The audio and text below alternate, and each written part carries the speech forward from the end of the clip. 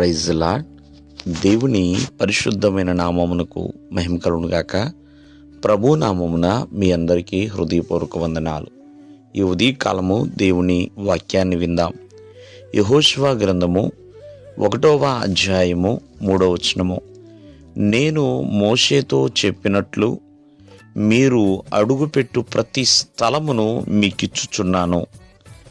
ప్రేమిన వల్లరా, ఇక్కడ దేవాది దేవుడు మరి మోషేకి కానీ ఇశ్రాయేలు ప్రజలతో కానీ మరి ఎన్నో వాగ్దానాలు చేసి ఉన్నాడు. ఆయన మోషే మరణించి ఉన్నాడు.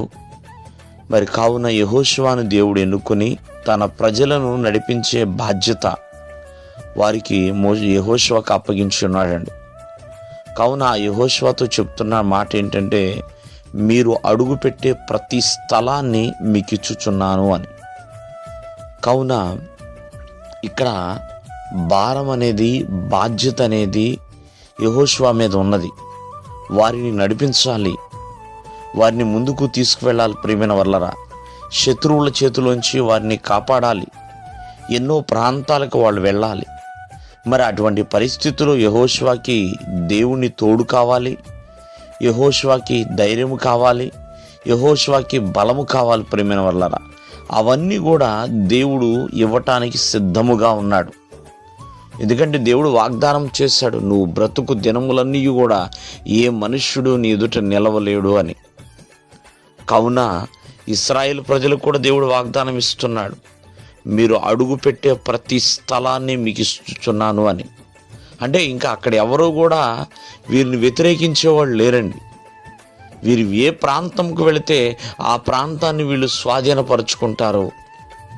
ఏ గ్రామానికి వెళ్ళినా, ఏ పట్టణానికి వెళ్ళినా, ఏ జిల్లాకి వెళ్ళినా, ప్రేమిన వల్లరా, మరి ఏ దేశానికి వెళ్ళినా ఆ దేశాన్ని వీళ్ళు స్వతంత్రించుకునే భాగ్యాన్ని, అటువంటి శక్తి సామర్థ్యాలని దేవుడు ఆశీర్వాదముగా అనుగ్రహించున్నాడు.